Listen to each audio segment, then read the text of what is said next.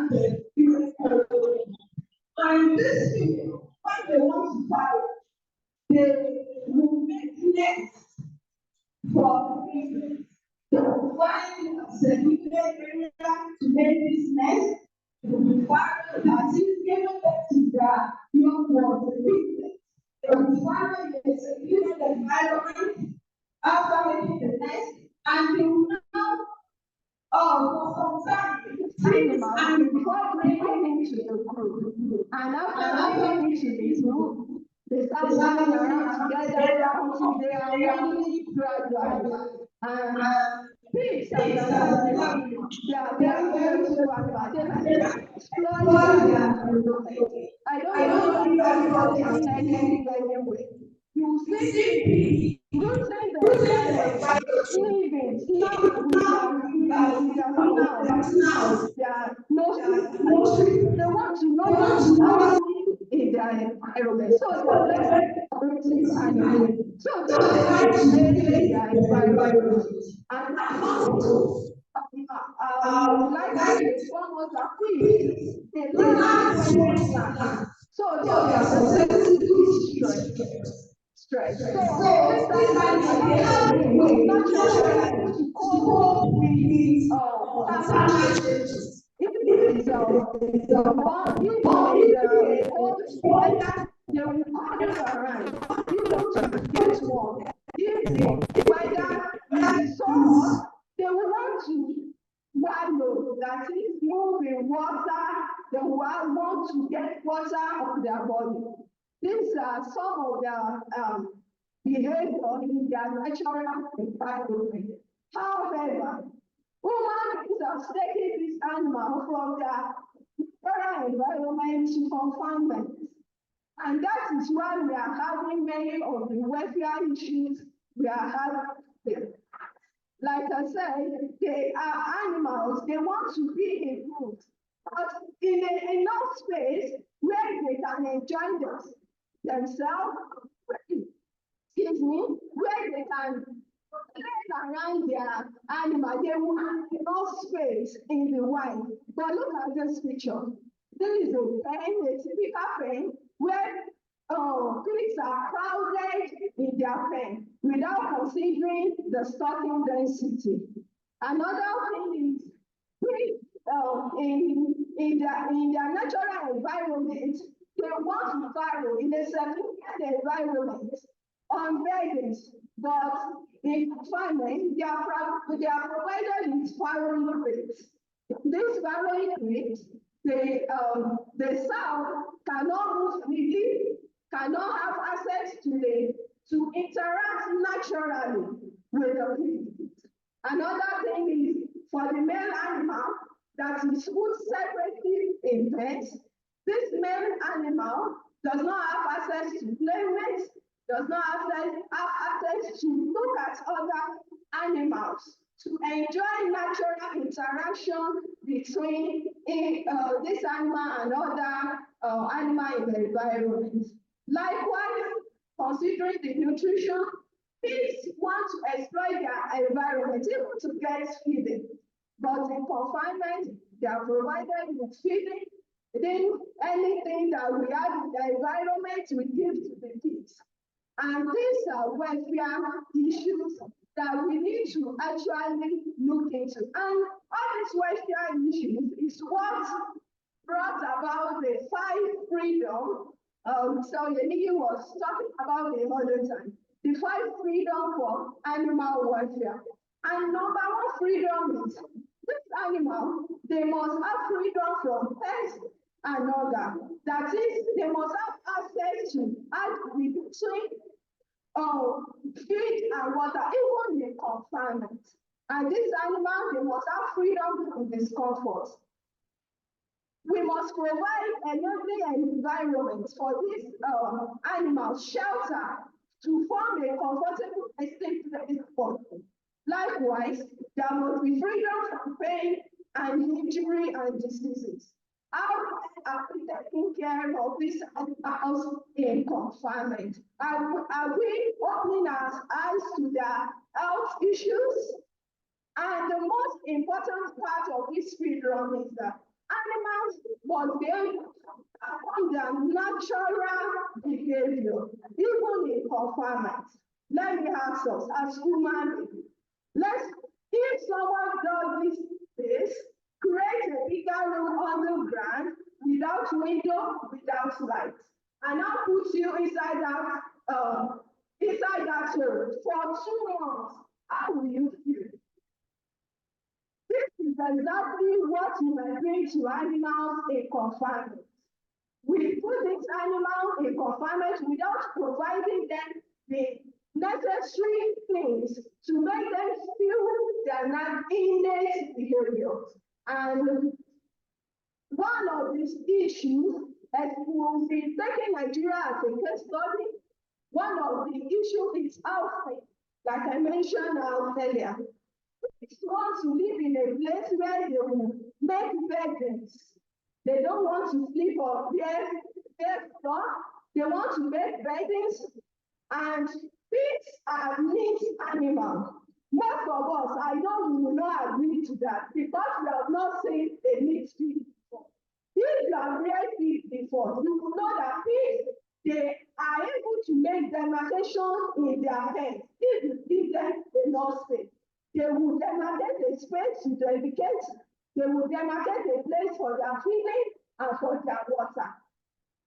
And this is not so because in confinement, most of the big pens we have around is so small that these animals do not even have chance to live, not to talk of a space for education or a place for play activity. And this is a major welfare issue in housing. Another one is talking about the female, the sow. In confinement, like I showed you earlier, that in the wild, the female will want to create nests. We look for a secluded area to create nests when these animals want to farrow. But in confinement, we have created a farrowing crate. In this farrowing crate, different sows will be put there, and lack of beddings to make nests. This animal will not be able to walk or turn around. It will not have enough space to demarcate. And another important innate behavior, this sow will not have opportunity to interact freely with the piglets in confinement. Well, another welfare issue is handling.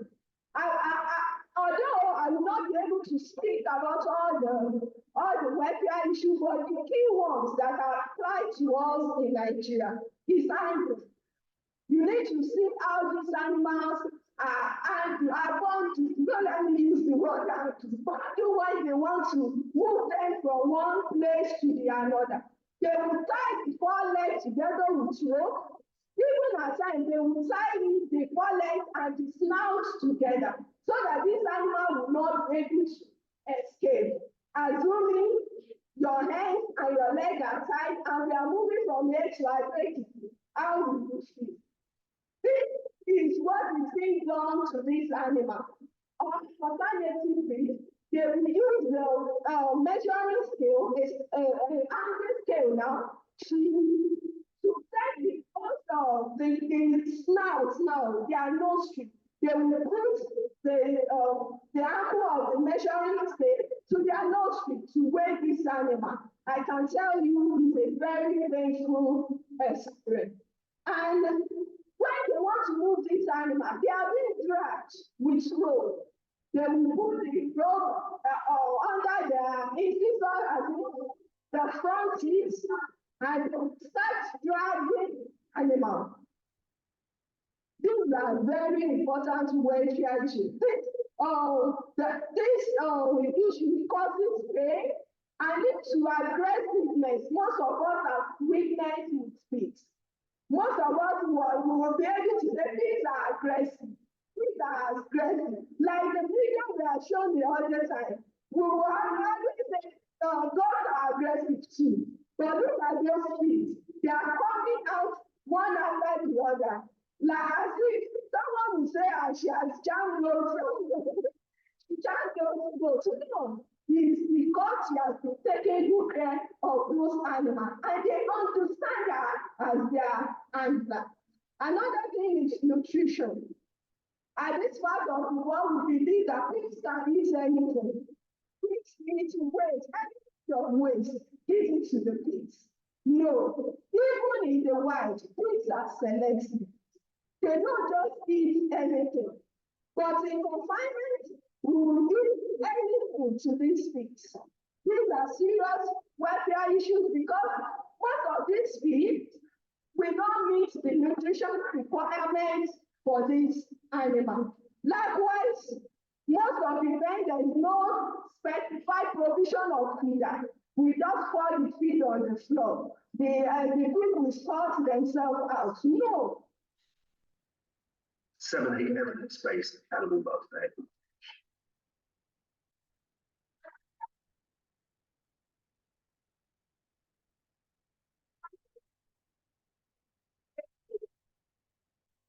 Who are like that? Finish carry your motorcycle. Look at that bus. The number of animals that don't have bus or when was around 10. These animals, their legs were tied with no provision for water and food, without air conditioning.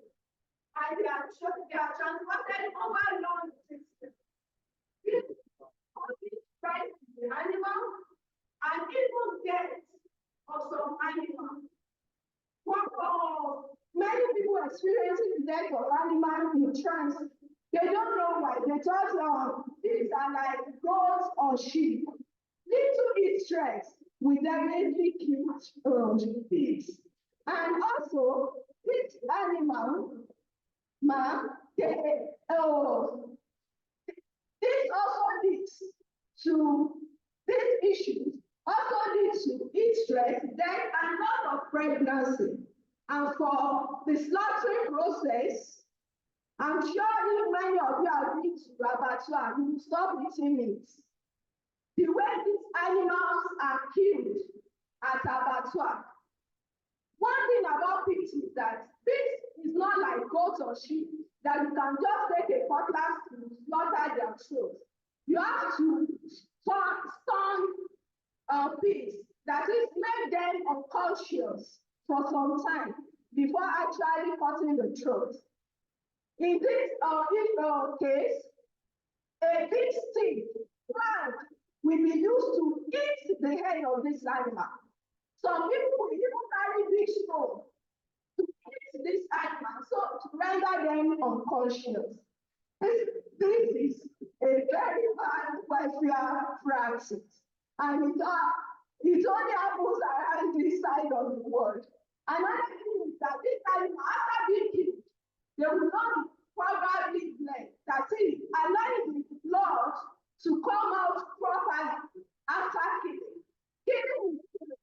After cutting is done, they start cutting the carcasses. And you will notice when you get to market, most of these meat, they are always red. They are always red. That's poor meat quality, because it means there's still retention of blood in that meat.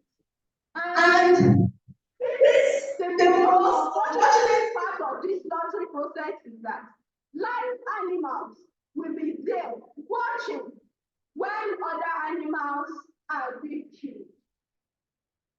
We will not be killed in Jesus' name. Pictures of big or slaughter online. Many of us will get frightened. Many people will have sleepless nights. What of animals being killed in front of another animal? This another thing we are going to see and consider how we will improve the welfare of this animal and handle them humanely. And the question I want to ask now is, which one will you prefer? A dirty pig or a clean pig? A dirty pig or a clean pig? A clean pig. And then the number one importance of animal welfare, it speaks to your own psyche as human beings. We all like good things.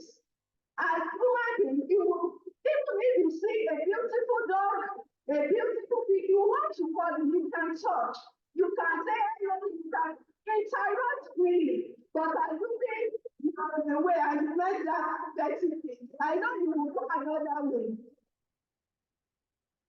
So, why is animal welfare important?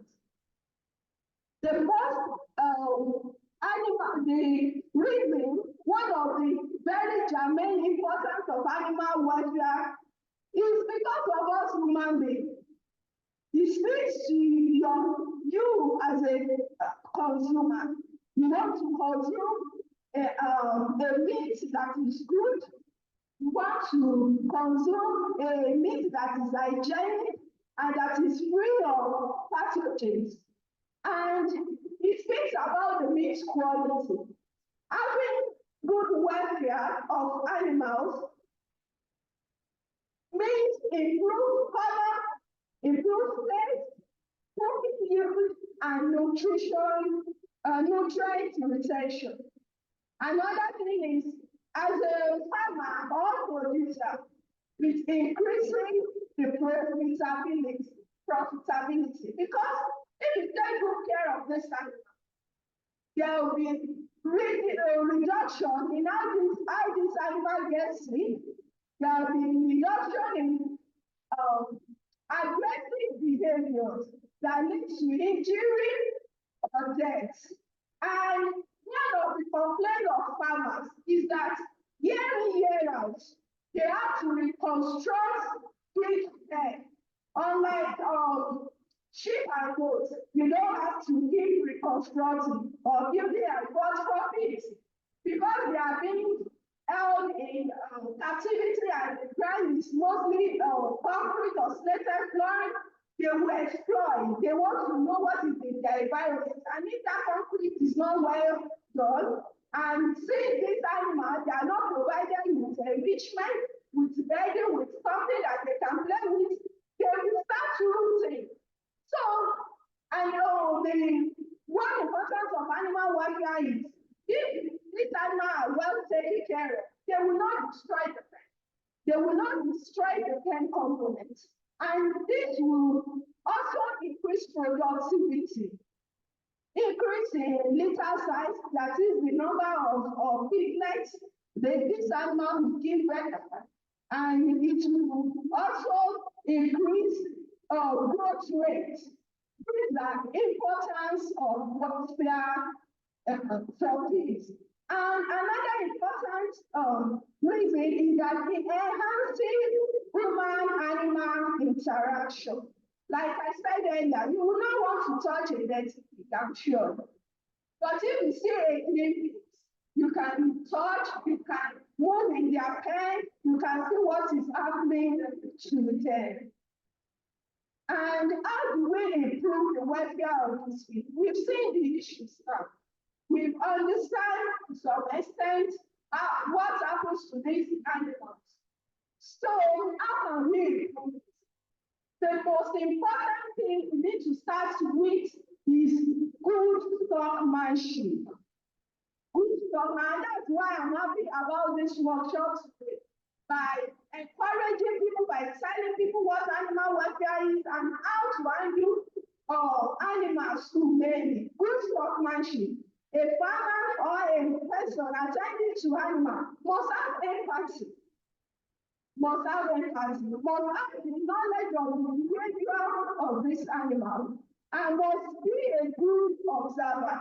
You must know how this animal did not behave like this yesterday. This animal, when I came to the pen yesterday, he jumped at me, but not today. A good someone should be a good observer. And provision of good quality feed and water. That means the physiological needs of the animal. The feed you get to a grower or a piglet is not the same feed you are going to give to a pregnant sow. Another thing is building. We need to make proper building that will include feeder drinkers and provision of bedding and especially play area. And this will lead me to enrichment. We can enrich the kinds of visitors by providing them opportunities to perform their natural behavior, toys, play, bedding materials, and we must pay attention to the health of these animals. These are the ways to improve the welfare of animals. And also for transporting these animals, they can be transported in a special vehicle where they will have access to water and feed. And also for feed, air conditioning. And the slot must be obeyed. Let me quickly show up this case study. This is the time where these animals are enriched with objects. The first one we have wood, big tank for this animal, and the other side we have clothes. These are things we can find in our environment. We don't need to import, we don't need to spend so much money to enrich the environment of this animal. Just be creative. Look around what this animal likes. And also for housing, instead of farrowing crates, you can build your own farrowing space where the student will have a larger space and the other side for feeding where the pig can go into. And also you can provide grasses for these animals to graze, or this will also serve as bedding for this animal. This is an example of a house. In the first picture here, this is a very big house.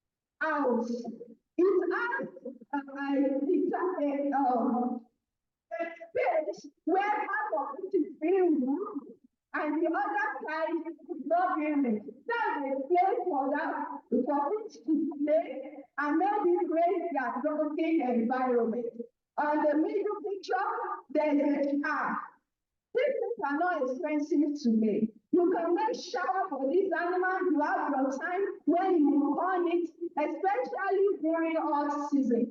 And this is a feeding area where each animal can feed conveniently without pushing themselves or biting themselves at the feeding area. One thing I want us to hear from this meeting is animal welfare is human welfare. Anything you are doing for the animal, you are doing it for yourself. And we need to understand the innate behavior of this animal to be able to understand their welfare issues. And likewise, we should know that it's the duty of human to consciously ensure that this animal lives and are slaughtered humanely. And like I said, locally available materials can be used for this feed to enjoy the life we are used to in captivity. These are some of my references. I want to appreciate Ufaw and Ekiti State Polytechnic for this opportunity and my institution too for providing an enabling environment for my career. And to all the things around the world, thank you for doing well. Thank you.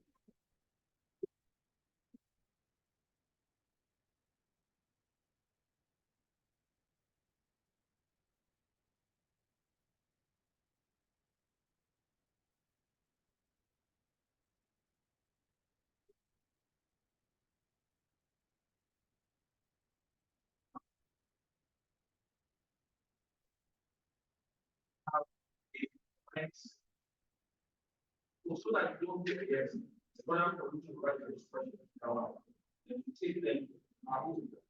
All right, so they will not take it with the max from the head of department of the agricultural development department or the next name that's the best of Do this in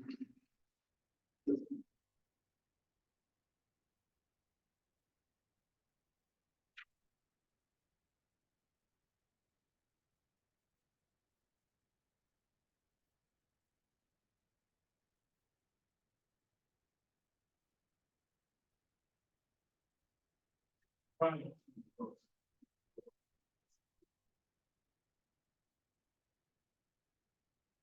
Thanking by the themselves, they are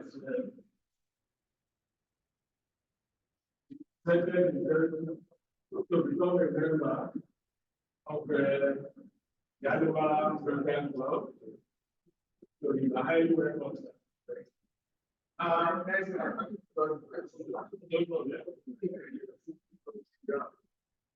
I also want to appreciate the last speaker. That's so many things. My professor gave this that if you are in doubt, animal scientists, that the pig is the answer. But unfortunately, many of us don't know anything about the pig. We don't know the value of that animal. It is an animal like this. Lecturer said, but they have the civil recommendation requirements. And I want to tell you, my students, the reason why all of you are here, we all know we have very few of them are printed, but we all deal with animals.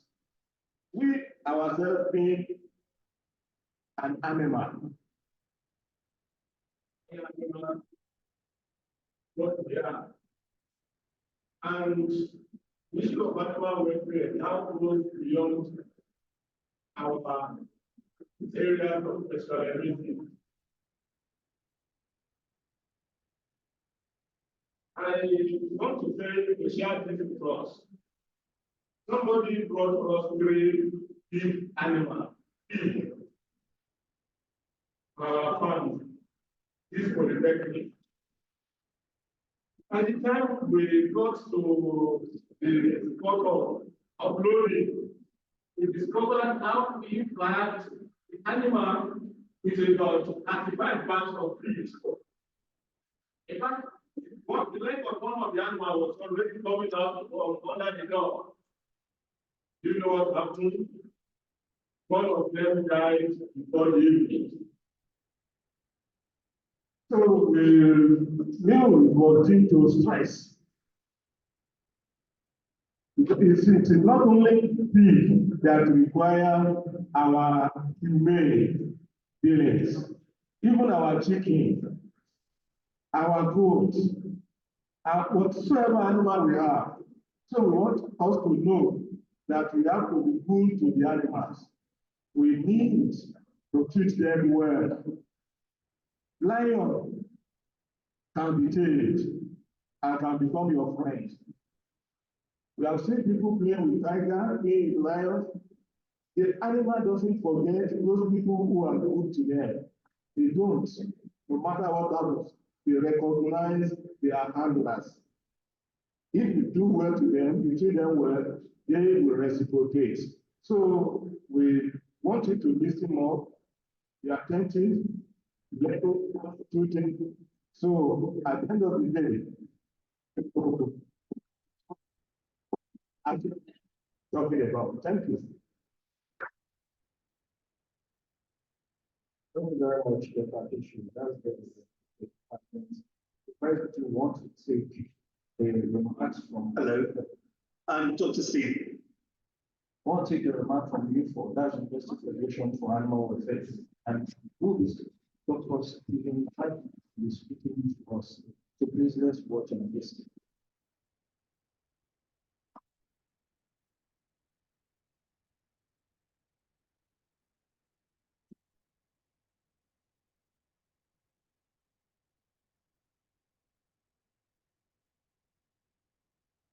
Wickets from the University's Federation for Animal Welfare.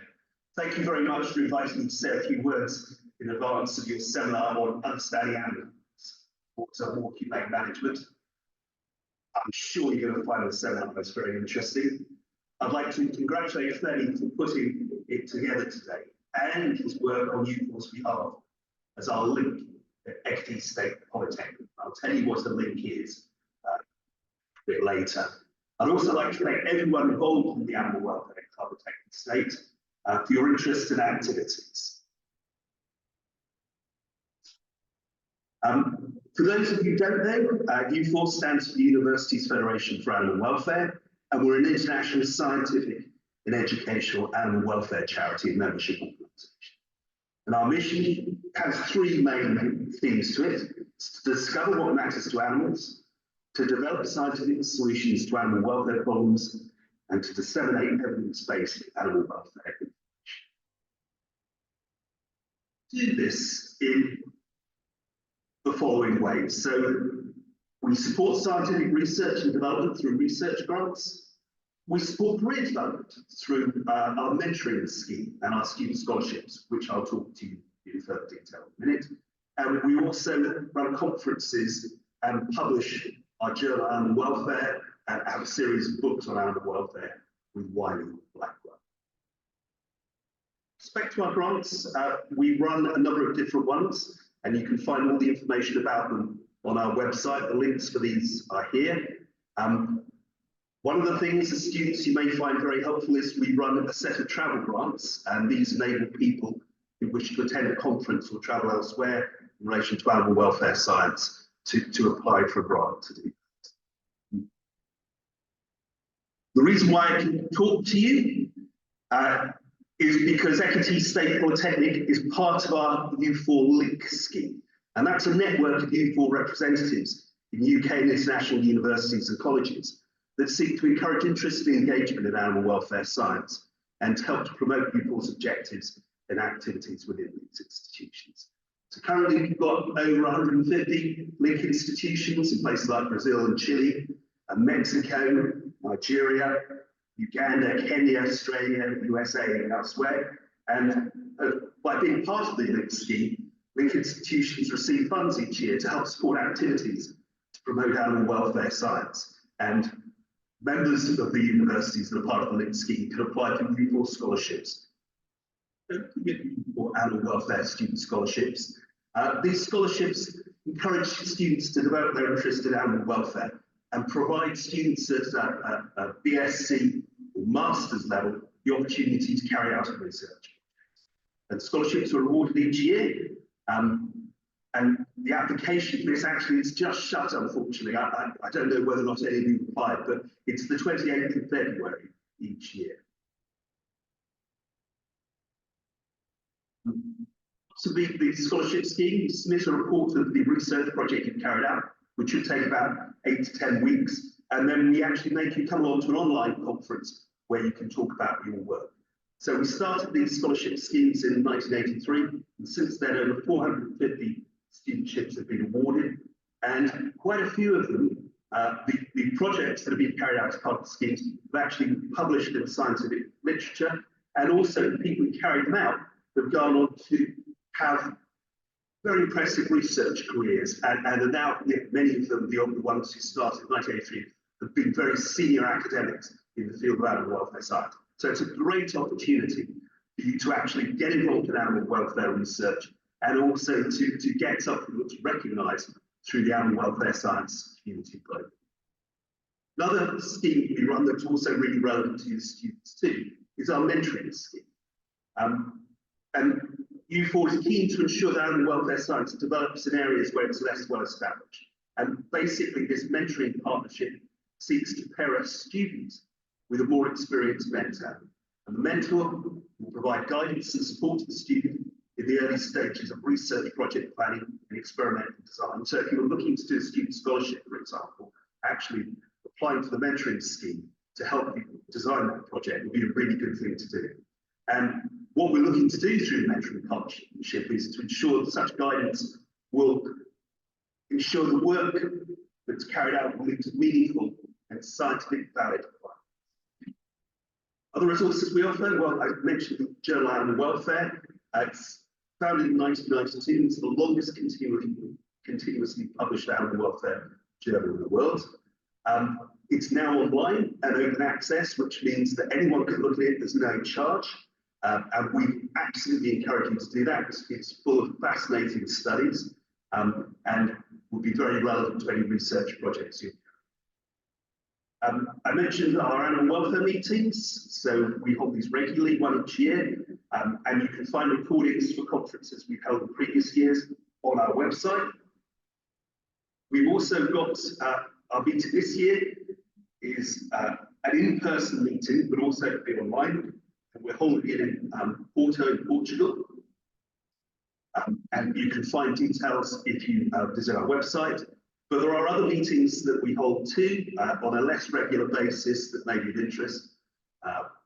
One that's coming up is the Wild Animal Welfare Committee's conference on wildlife management and practice in the 21st century. And I would encourage you to have a look at that too. For nations in the global south, it's actually free to register. So to sort of wrap up, how do we do all of this? Well, we're actually funded solely by donations and legacies from members and supporters. And we encourage everyone to support the whole concept of using science to serve and solve animal welfare problems, to become a member and donating or supporting our work. And you can do that by applying to the grants and the rest of it too. That's a very good way to show that engagement. So we encourage you all to get involved in Ufaw. And thank you for listening to me. And we really hope you enjoy the seminars coming up.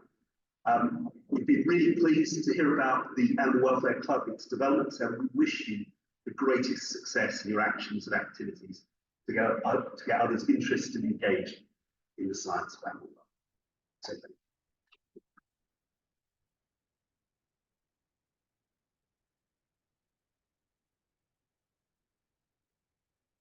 Was a good presentation. So, Dr. Stephen White, but we're moving ahead with our presentation, which will be the second presentation for today, and it's going to be taken by none other but Dr. Priscilla Komalafe, and I want to read as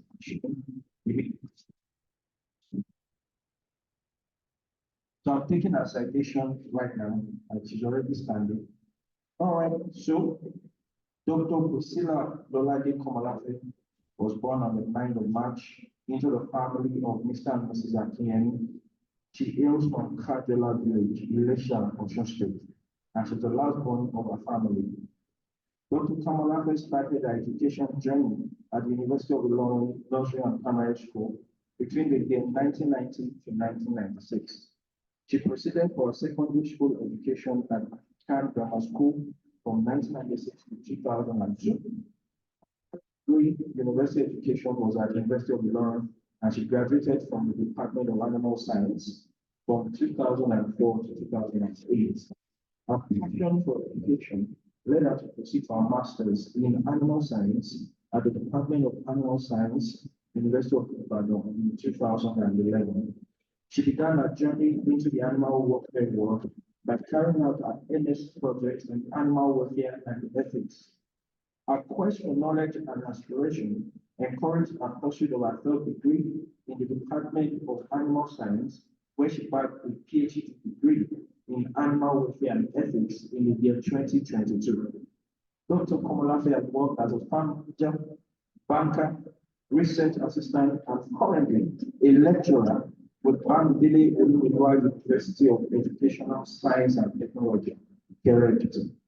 Dr. Komalafe is a member of several associations in her field, which include Nigerian Society for Animal Science, Animal Science Association of Nigeria, Nigerian Institute for Animal Scientists, Official, Animal Welfare Group of Nigeria, among many others. Dr. Komalafe has published in both national and international journals and has presented in several conferences. She has to have credit 25 conference proceedings. She is happily married to Dr. Komalafe Akin and with Sergeant Nagel.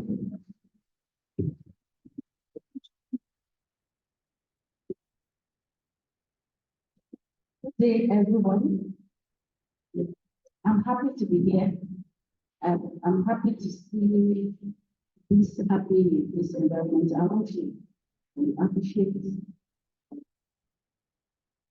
the organization and the lecturers present.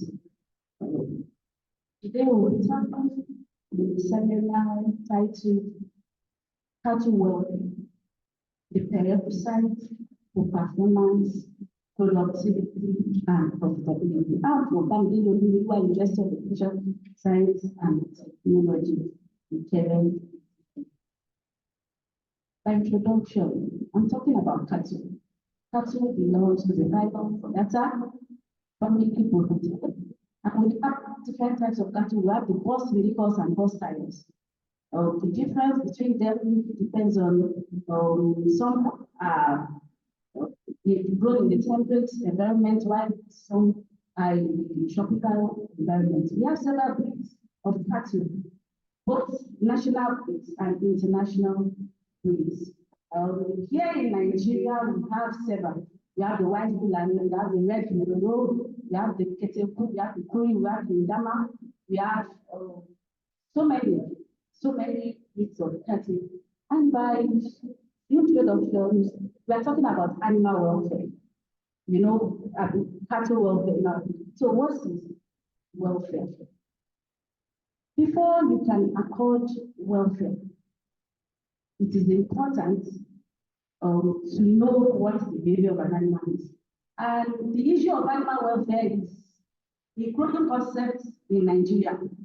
And it's interesting that so many organizations, the government, institutions are now embracing the issues on animal welfare. And I must say that even institutions are now including animal welfare as a course in their curriculum, especially in Bangladesh University of Education, Science, and Technology. We already have a course on that, and which we help to give awareness. So awareness on animal welfare is gradually gaining traction in the Nigerian livestock industry. Animal welfare is the ability of an animal to cope physiologically, behaviorally, cognitively, and emotionally in their physical, chemical, and social life environment. Everything about welfare is all-encompassing. An aspect cannot be left without the other. Welfare can be described as the condition in which an animal is in complete mental state of health and physical. However, we have different school of thoughts that talk about animal welfare. We have the biological school of thoughts and the clinical school of thoughts. The biological school of thoughts believes that animal welfare is mainly to do with the physical health and the well-being of an animal. However, the Finnish school of thought talks about the physiological health and how the animal feels. But you know, in the real sense, everything that makes our animal well is what we should actually embrace.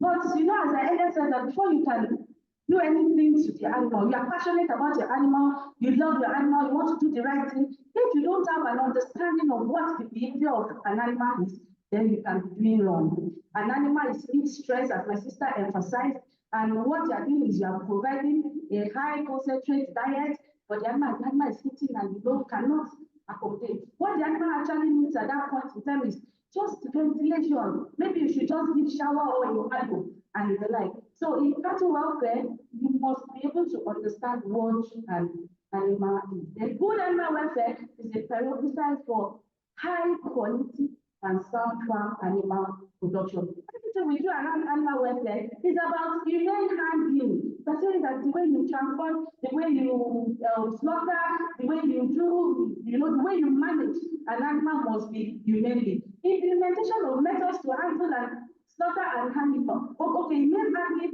is all about implementation of methods to handle and slaughter animal in a more compassionate manner. If you are not compassionate about your animal, then you are not doing well. It is to ensure minimizing the possibility of needless injury. That sometimes our animals get injured, they get stressed out. Some of these things can actually be taken away if we do the right thing. What are the reasons for animal welfare? Cattle welfare, what are the reasons? It is to accord animals, respect for the animals. I know some people say respect for animals, yes. Respect for animals, there must be a sense of fair play.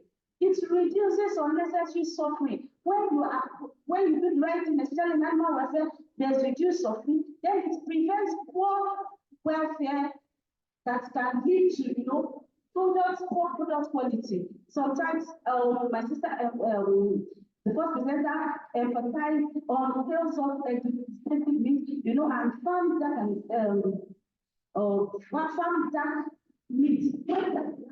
You purchase some meat that when you get home, you say that the meat is big, and by the time you finish cooking, the thing now shrink, and you're saying that but the meat was this is what suffering, you know, poor meat quality reduces the cooking loss. Then it reduces the risk of loss during market. When you are, you know, before you transport your animal to the market, they are not yet there and everything is okay. It acquires a poor, and it helps to acquire a poor welfare. Then what are the economic importance of cattle?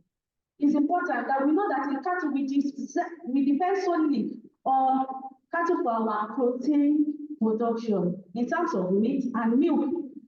Truly, we eat goats, there's goat meat, there's pig pork, but you know, because of some religious beliefs, some people don't want to take pork. Because of some religious beliefs, some people don't want to take goat. And some of these are even expensive than cattle. Then it ensures food safety. It helps to ensure food safety. It is a means of generating income. When you have cattle and you are selling it, you know, at 200,000, in fact, I don't know how much they're selling cattle now. You can get one of 1 million now, good one. And you know, it generates income. Then it's acting as a valuable asset. For the northerners, the Fulanis, the way they measure their wealth is in terms of the number of cattle they have in their possession. Then safety in terms of prices. Then it is an industrial material. Our what's it called? Our raw the hides and skin that we get from cattle is used for our shoes, the bags, the leather, and that's why Nigeria Institute for Animal Health is campaigning that we should stop eating pomo, because we are eating our shoes and we are eating our bags. So now I said in my presentation that I said in my presentation that we've known about why we are taking care of our animals, but we know there are a lot of unethical practices that is carried out towards animals. But why are people doing those things? Have you come to think about why they are doing it? It will be as a result of 4 highs. The first one is ignorance. Some people don't know what to do at all. They just continue to take care of their animals, you know, the way their forefathers have been doing it. When they got to the market, they saw the way their fathers have been doing it, and they handed over the business to them, and they feel that is the norm. It is an abnormal norm. Then inexperience, knowing what to do to the animal, but not knowing how to do it. The technical know-how can even help, you know, to compromise the welfare of an animal. Incompetence, inability to do it. Somebody was employed, you know, and saying that, okay, come and do surgery for cattle, that the person does not know how to do it, humbly decline. Inconsideration, not caring for the animal, cruelty. Some people are just lackadaisical. Some people are just wicked towards the animal. This should not be. So for my presentation, I have this conceptual framework talking about welfare. When I was preparing, I talked about performance, productivity, and profitability. But I realized that there cannot be performance without a practice. A practice will lead to a performance. Then the performance of an animal is what will determine what the productivity of the animal is. So also the productivity of the animal will discuss what the profit that will be made from the animal. And all this centers around the welfare. The practices are in diverse forms. We have the practices in Nigeria, you know, the unethical practices, and we have also the best practices. So cattle welfare in Nigeria, they have never known what is obtainable. What do we think the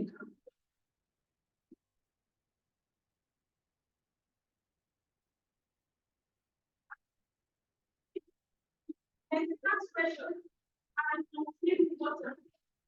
The way which I'm going to tell that, you know, just to be animal, just anything, not their profit and balance ratio that I want to.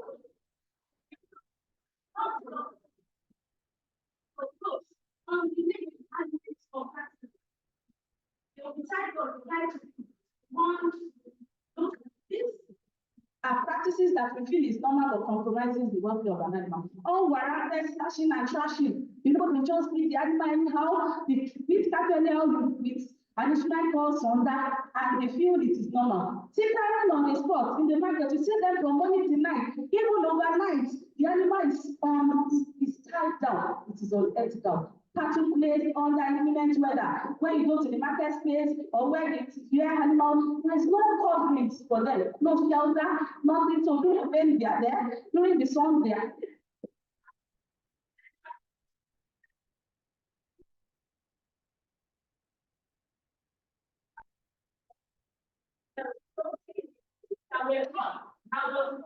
You cannot tell that's something that's so big. You don't put some and that's it. I'm not going to practice it.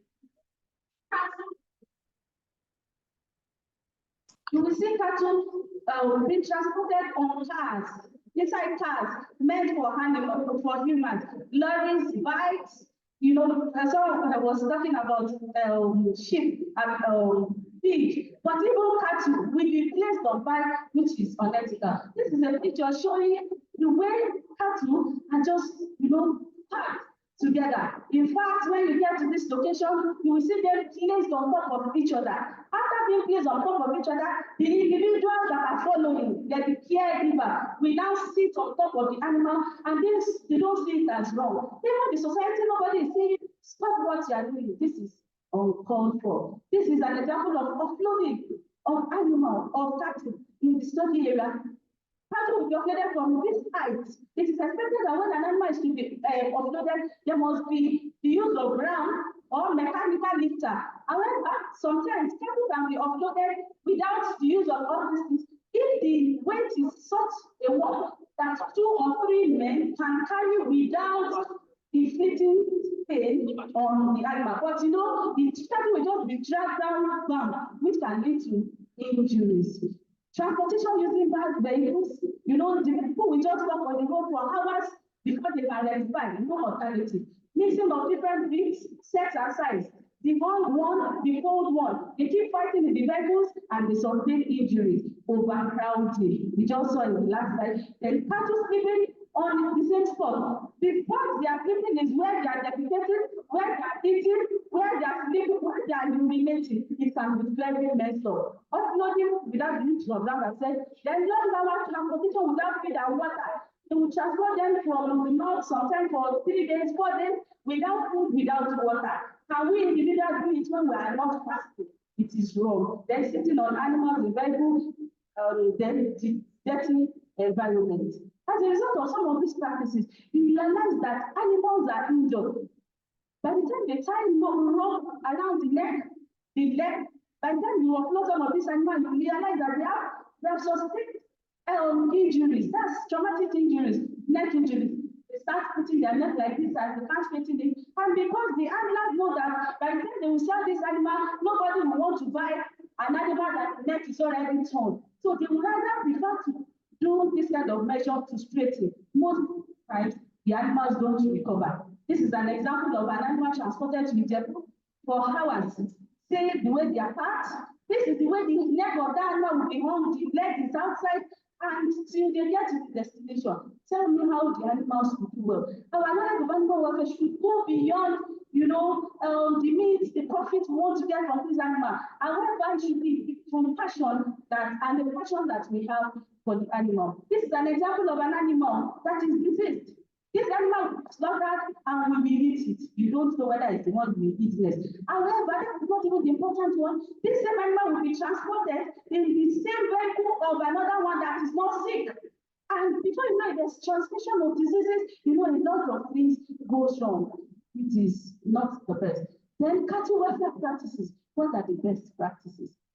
Those are our practices in Nigeria. However, it revolves around the 5 freedom rules. What are the 5 freedom rules? The first, second, and third weekend, they've already talked about 5 freedom rules, which is freedom from hunger and thirst. Give them good feed, clean water, freedom from pain, injury, and disease. When you realize that your animal is becoming sluggish or they are not performing well, please intervene.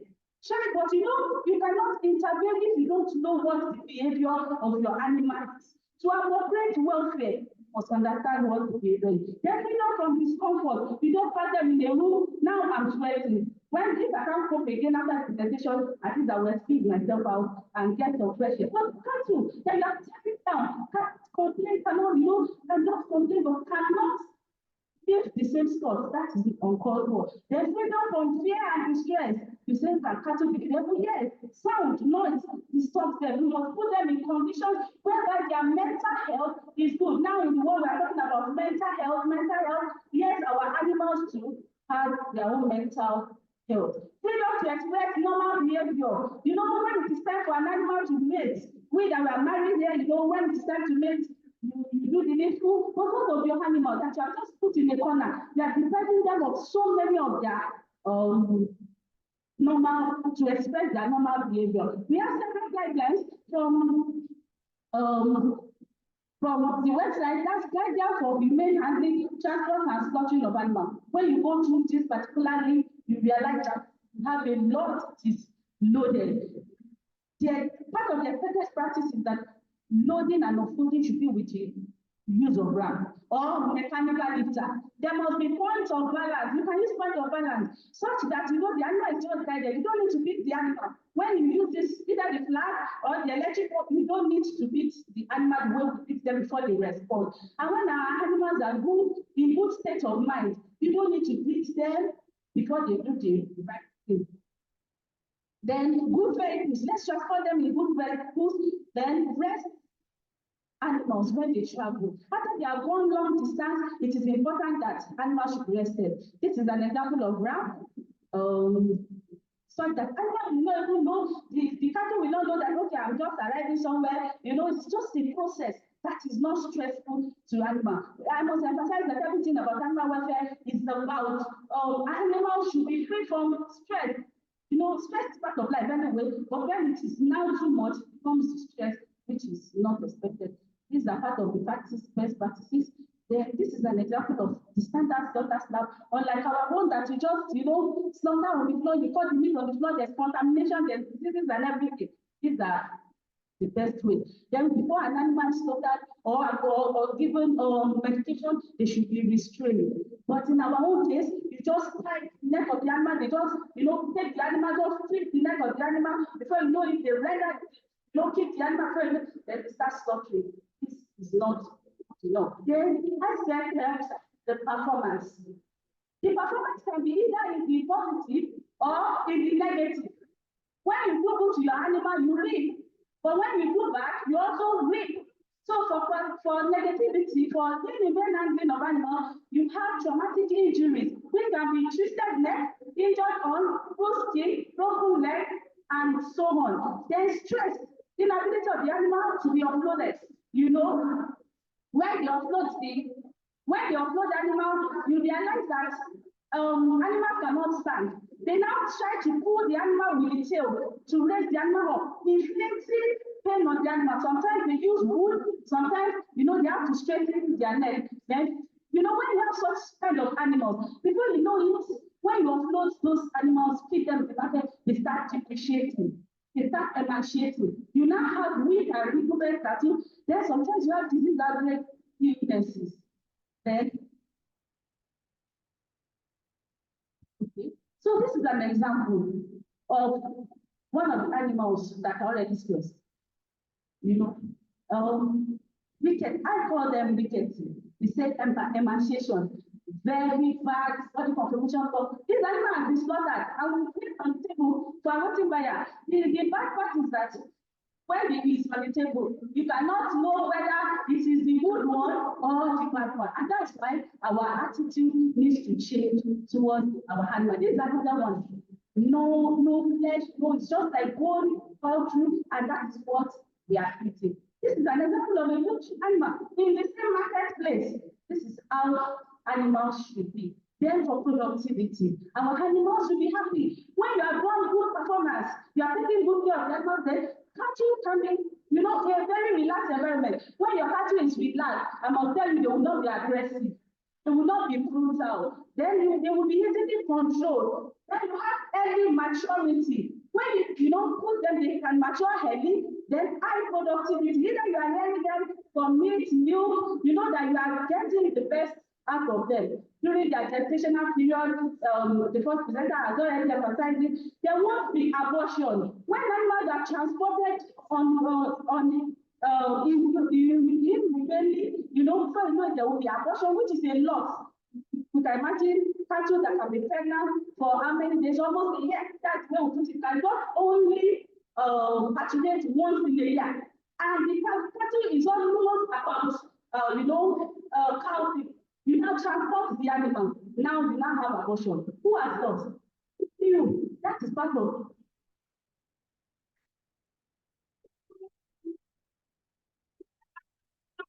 You have better bed weight. There's some availability of cows. When they survive so well. There's no maternity, safe carcass for consumption. This is for our own good. Then what are the profits that we have there? The last thing. The profit is that it is not only financial measure. When we talk about profit, we are thinking of the money I can make from it. No. What are the researchers, as scientists, the successful completion of your research is the profit you have made. If the animal dies before you finish the experiment, would you start all over again? Yes, either the research is terminated or you have to repeat it. There's security, there's capital retention, there's continuity of the healthiness of the debt, appealing to prospective customers. When you see them and say it's 100,000 you want to buy because they are looking so well, that is the command price. The cost of cattle on home is better than that one of sickness. Let me tell you this, when you get at the early market, an animal that is on hoof, that is standing, can be sold for maybe 400,000. But once the animal has injured leg and is down, you can see it's 40,000 naira. How do you want to do that? So that's how it is. Owners and animals will also be happy. Our responsibility is to be humane towards this animal. It's to have adequate care for the animal. Let's prevent distress. Let's intensify our awareness and educate more people about animal rights. Then the journey of 1,000 miles starts in the day in Nigeria that thinking an animal welfare stand. If we start, it will come to stay. Note that it's garbage in, garbage. It is what you put in that you reap. So let's do the right thing to the animals. These are some of my references. I want to acknowledge the Ekiti State Polytechnic for giving me this video to go and talk about what I'm more passionate about, to Ufaw for giving us an environment, and also to my noble institution, University of Education, Science and Technology, for giving me an environment to breathe. Thank you. I would want to take your president to show some short videos, please, to show some practices of cattle welfare in Nigeria. I apologize.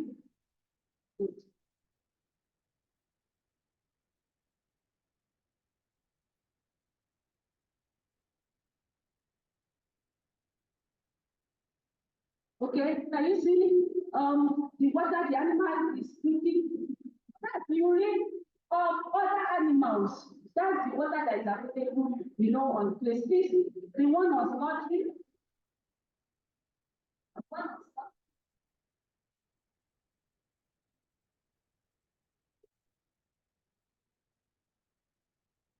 Okay, please look closely. Look closely. Look closely as I'm doing because I have to. Can you see the document not there? You see it again. Can you see? It is very low. That an animal, before an animal should die, an animal should not even be aware that it wants to die. An animal is expected to be rendered unconscious. But when there's no honey, when there's no restraint, there's suffering. And after slaughtering like this, after slaughtering like this, they will set fire almost immediately. When life has not yet gone out of the animal, and you see the animal struggling with the legs, just jumping up and down, which is unethical to, which is not supposed to be. And you can imagine, see my brother, washing his hands, which it's not adaptable. And so many of those practices are there. But I know that Yes.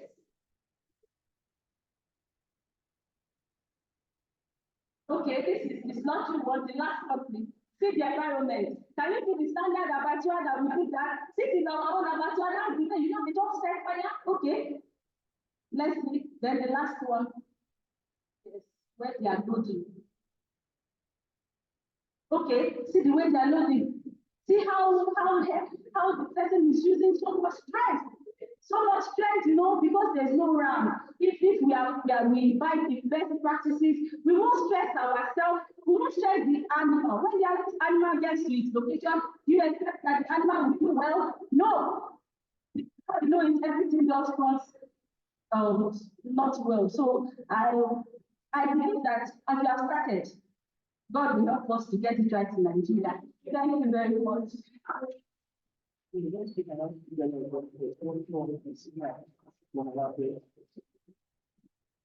say that it's been an interesting conversation so far.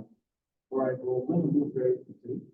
And right now, like I said earlier, if you have questions, please note them.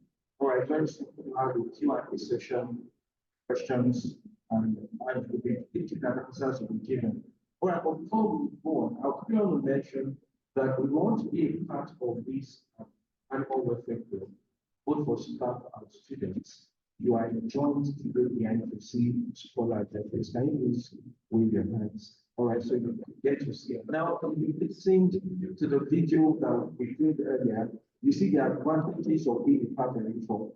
All right, so it's very, very essential that you make yourself, give yourself this opportunity to learn. So very quickly, we want to go to the next thing we want to do, and this is going to take about 5 minutes or less. And Dr. K, and people, that's the Australian Affairs, will talk to us on the need to make a tertiary institution.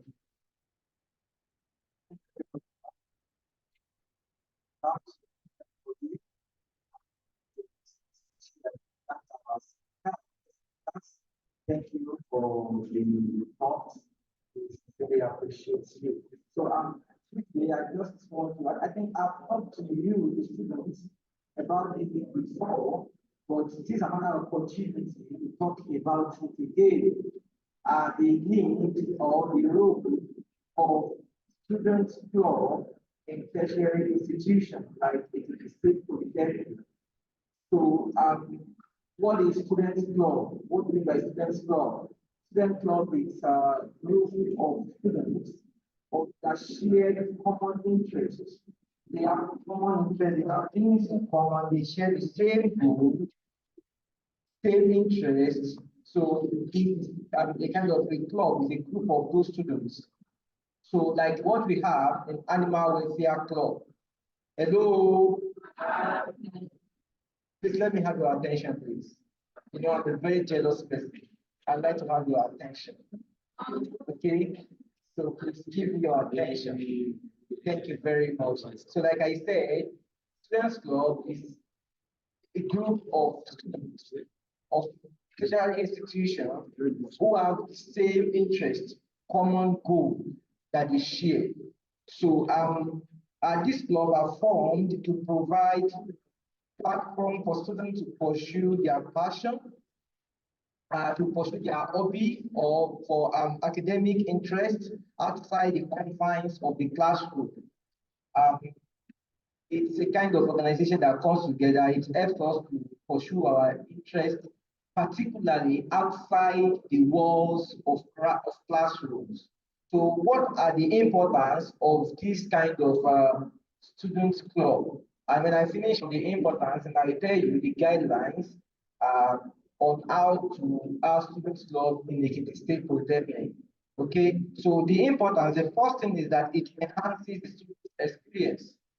Okay, many times, many students, when they are leaving the institution, what they did on campus, it's in fact, employers of late are not thinking about the classroom activities again.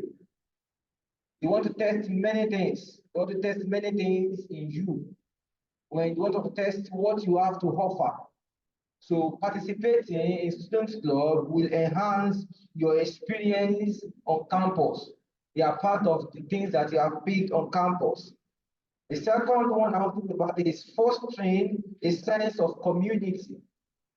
A sense of community in terms of helping you to relate with others very well. It builds your interpersonal relationship and how you accommodate others, how you interact with your colleagues. So the importance of student club, when you have something to do with people who are of different level or different background with you, outside the classroom activity, it helps you to know them better, and then you are building a community of people that you can reach out to if you have a problem. All right. So, for example, let's say somebody is on who wants to be a millionaire now, and they are asking a particular question about sports.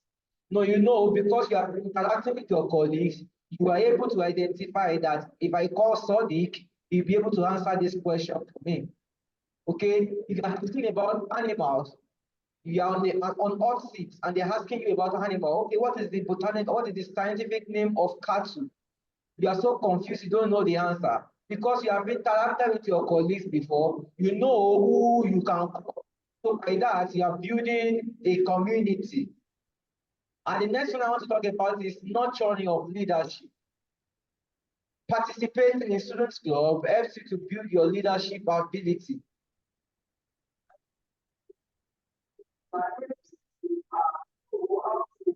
Manage different kind of emotion.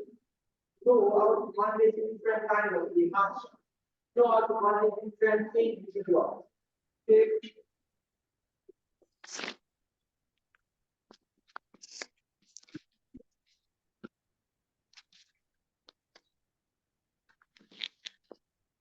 We can hear it very well, right? Okay, 100%. All right, so you have to manage, you know how to manage different categories of individuals. And honestly, these are things that people want to be in you. And like I like to say is that when you are graduating, you are going to be that you are found that what both in level and character. You are found worthy both in level and character. So part of it is what students for the open. Right. So the last part I was talking about is supporting our identity career goals. First of all, support your career goals. Some of you may not be in the area of animal welfare. Some of what you're studying. But somehow that you have had an idea about how animal welfare and something for you. So somehow, computer science can have interest in animal welfare and can use some application or software that is useful in animal science. So you are building a career for yourself. Now let me give you the result of my law, which is how to how to start the students club in Ekiti State Polytechnic. The procedure is simple. You just need to come up with your idea, like I have been motivating you. You need to come up with ideas. You want to have students who have an idea, who have that are good. Okay, so this idea just come around with to us and obtain the form from the student affairs office, and then we guide you, give us we can even help you to modify.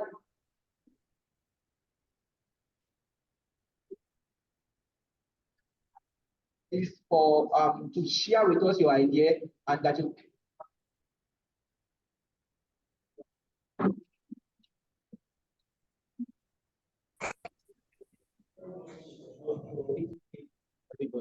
very quickly. All right.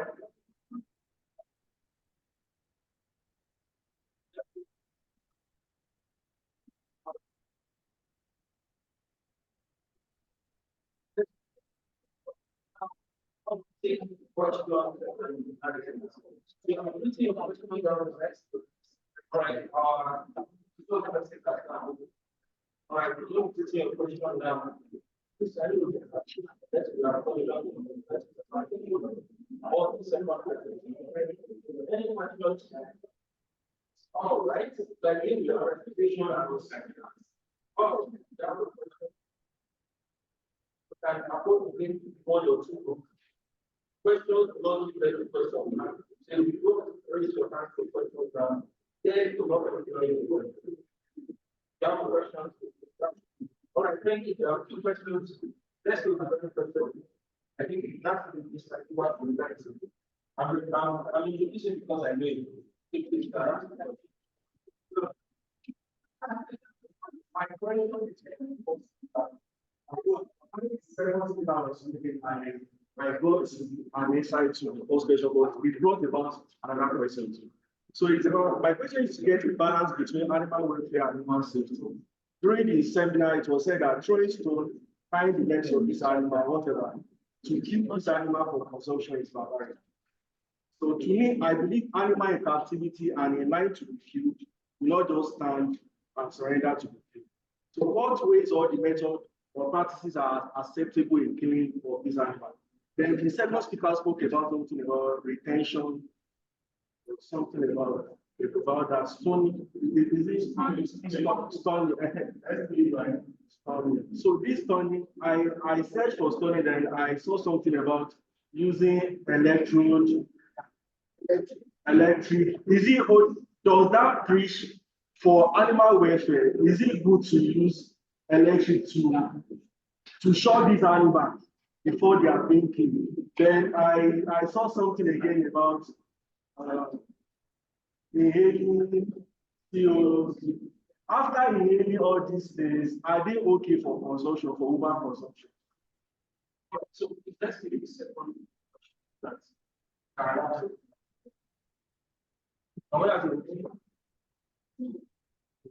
So you might have to come for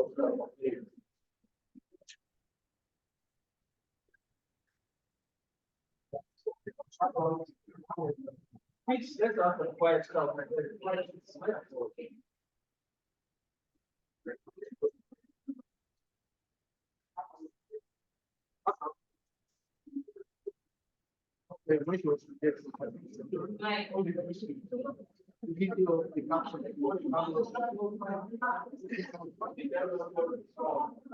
Picture of the cartoon that was maybe, let's say, injured that been weak. How can we prevent it, or can we report errors to?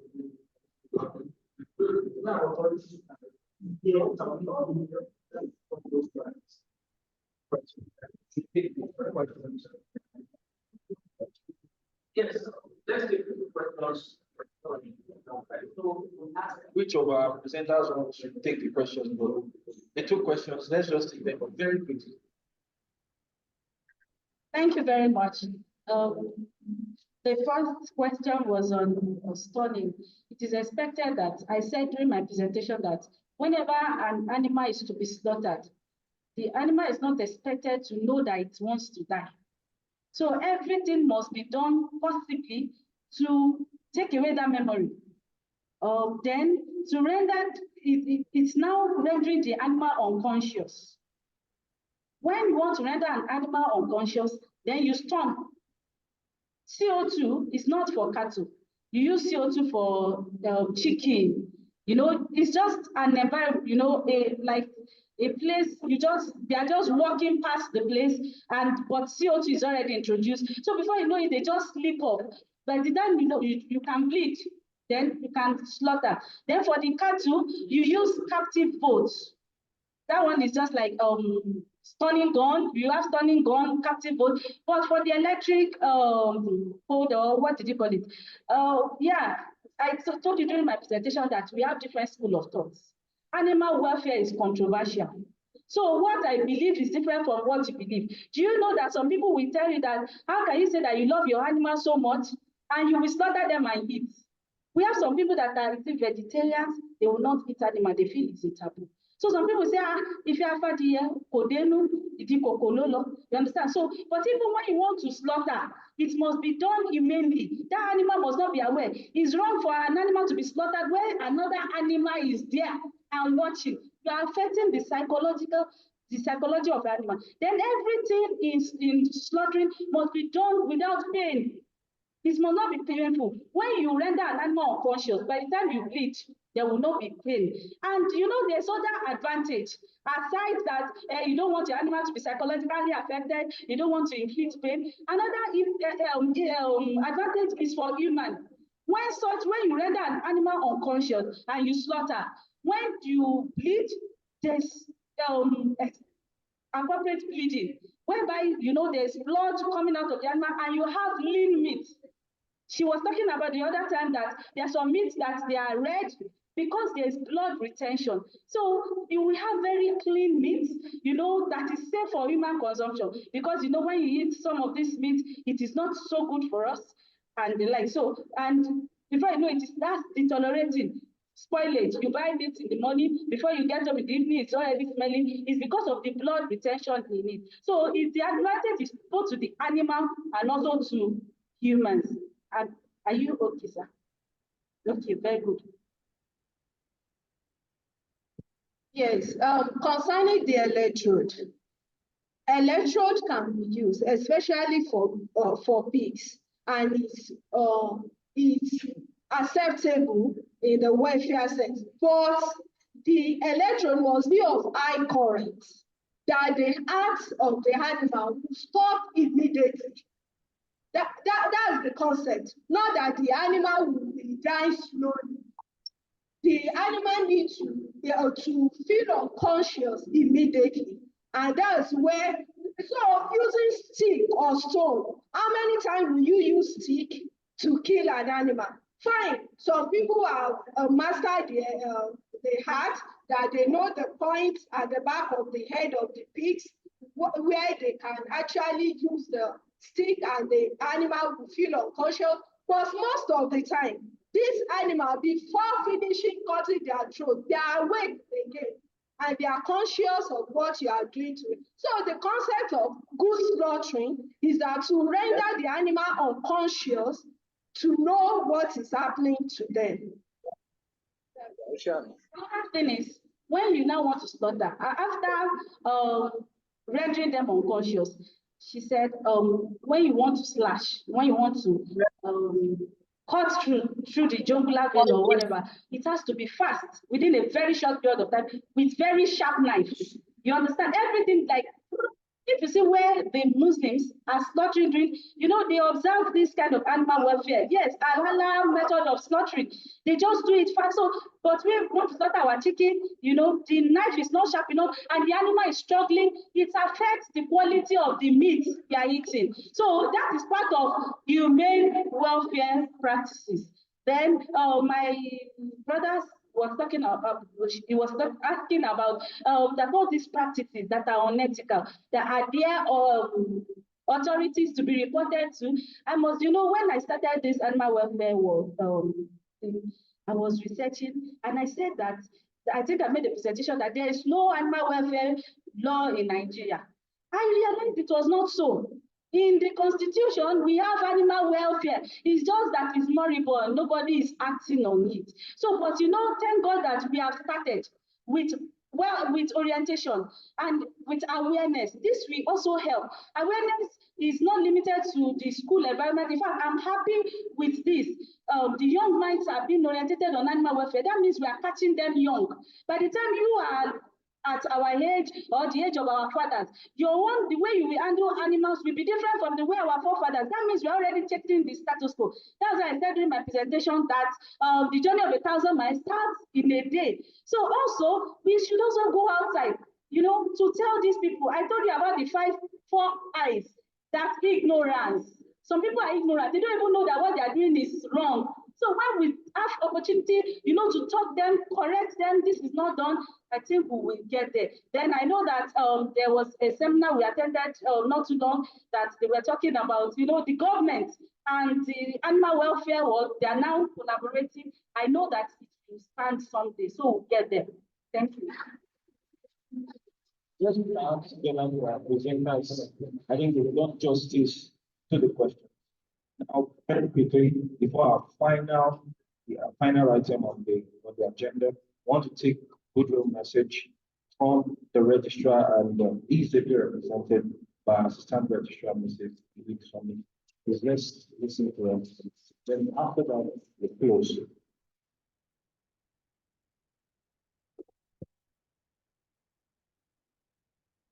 Good afternoon. Are we tired? Shouldn't be. I know it's a long discussion, but it's a good one for us to know how to handle our animals in our environment. I bring greetings from the registrar. He sent me this message to be delivered this afternoon. Goodwill message presented by the registrar, Mr. J.A.O. Olomushola, during a day seminar organized by the ex-Poly Animal Welfare Club, held on Friday, 22nd March 2024. As we conclude this enlightening seminar on understanding animals towards a more humane management, I want to express my gratitude to each of you, especially the organizers, each of you for your insightful contributions and dedication to the well-being of our animal companions. And to all our presenters, you are welcome and we appreciate your coming. Today we've dived into crucial discussions, gaining valuable perspectives on how we can better care for and manage animals with compassion and empathy. Your passion and commitment to animal welfare are truly inspiring, and I am confident that the knowledge shared here will spark positive change in our communities. He advised us that we should carry forward the spirit of this seminar by implementing practical measures that promote responsible animal stewardship and foster a deep understanding of our fellow creatures. Together, we can create a world where animals are treated with kindness, respect, and dignity. Thank you once again for your active participation and unwavering support. Let us continue our journey towards a more humane and harmonious coexistence with all living beings. Thank you, and God bless.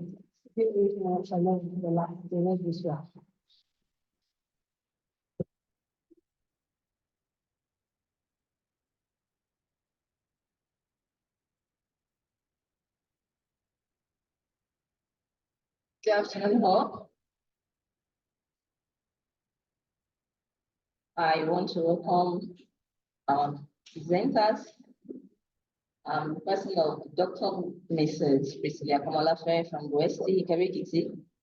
Thank you for the presentation. We are really, really grateful for the enlightenment. And to Dr. Ayola Obiemi, thank you very much, man. You have widened up our understanding about animal welfare. Thank you very much. And to our principal officers in absentia, director, the CBN, our CBN, the BOSA, the registrar, represented by Mrs.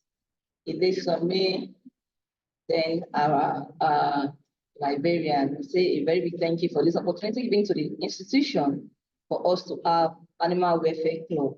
And to the HODs, Agritech, my Oga, thank you very much, sir, for being available. And to the other HODs, the Dean of Student Affairs, the ICT, thank you, Mr. Falui. Thank you very much, sir. And to all our amiable students, greatest Nigerian students. Are you all the greatest Nigerian students? We all say a very big thank you. Thank you for being here. And I believe that this seminar has widened up your understanding about animal welfare. You can now know how to handle your animals and not to handle them. So we say a very big thank you for being here. Then I was asked to tell you that you should all be seated, that there is something in place for you. Just be seated, don't stand up after the end of the program.